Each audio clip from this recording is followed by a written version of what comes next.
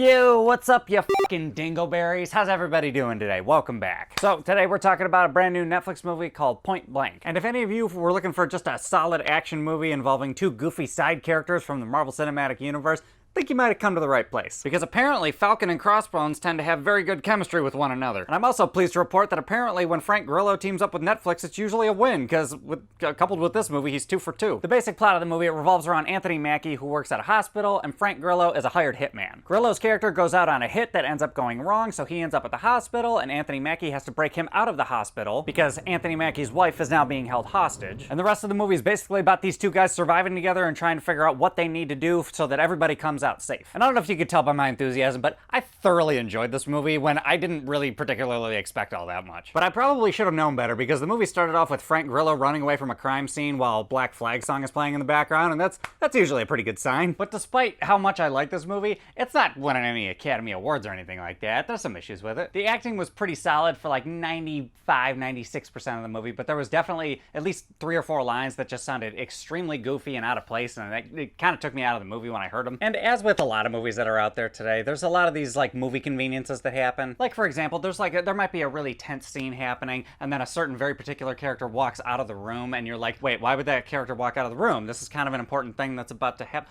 Oh wait, we need that because that's a convenient thing because we need the plot to move forward. But logistically speaking, there would be no reason for that person to leave the room for just that very, very specific moment. And aside from that, there's a couple of elements in the movie that were a little bit predictable, but I mean, aside from that, this is a really, really solid, really, really fun movie. It's fast, it's punchy, the action was pretty fun, it was pretty gory, it's like all the cool stuff that you would expect from an action thriller. And also, surprisingly, the character work was actually pretty good. Anthony Mackie and the lady who plays his wife had a lot of good chemistry, even though they didn't have too many scenes together. And Frank Grillo was kind of his typical Frank Grillo self, but there was actually 1 or 2 scenes where he actually did a real fucking good job. Because there's a scene with Frank Grillo's character where he has to talk a person through a particular scenario, and it was actually really, really good. I don't know if any of you have seen that movie, The Gray, but it was very reminiscent of a very particular scene in that movie. And they did a good job between Frank Grillo and the guy that plays his brother. That was a good dynamic. Marcia Gay Harden was in the movie, and she was all right. Like, she didn't do a bad job necessarily, but I've definitely seen her do way better. There was definitely a couple moments where it felt like she was just kind of there to cash in a paycheck. And there's also a character that they introduced in like the last third of the movie